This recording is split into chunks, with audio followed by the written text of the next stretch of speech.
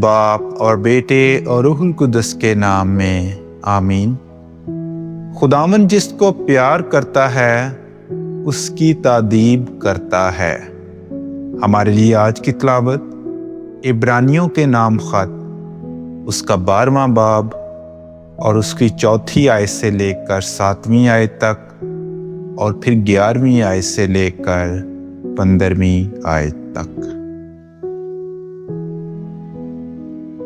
کیونکہ تم نے گناہ سے لڑنے میں ابھی تک ایسا مقابلہ نہیں کیا جس میں خون بہا ہو، اور تم اس نصیحت کو بھول گئے ہو جو تمہیں فرزندوں کی طرح کی جاتی ہے کہ اے میرے بیٹے، خداوند کی تادیب کو حقیر نہ جان اور اس کی تنبیہ سے بیزار نہ ہو، کیونکہ خداوند جسے پیار کرتا ہے اس کی تادیب کرتا ہے، اور وہ ہر ایک اس بیٹے کو کوڑے مارتا ہے جسے قبول کر لیتا ہے۔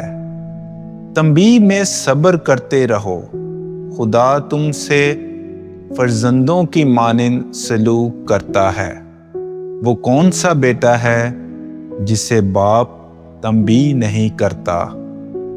اور کوئی تنبیہ بالفعل خوشی کا باعث نہیں بلکہ غم کا باعث معلوم ہوتی ہے، لیکن وہ آخر میں انہیں جو اس سے تربیت پاتے ہیں چین کے ساتھ صداقت کا پھل بخشتی ہے۔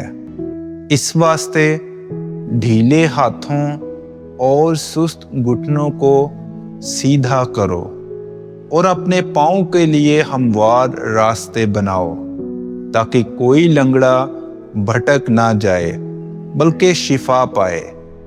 سب کے ساتھ صلح رکھو اور اس پاکیزگی کی تلقین کرو جس کے بغیر کوئی خداوند کو نہ دیکھے گا، اور غور سے دیکھتے رہو کہ کوئی شخص خدا کے فضل سے محروم نہ رہے، ایسا نہ ہو کہ کوئی کڑوی جڑ سبز ہو کر رکاوٹ پیدا کرے اور اس سے بہت ناپاک ہو جائیں۔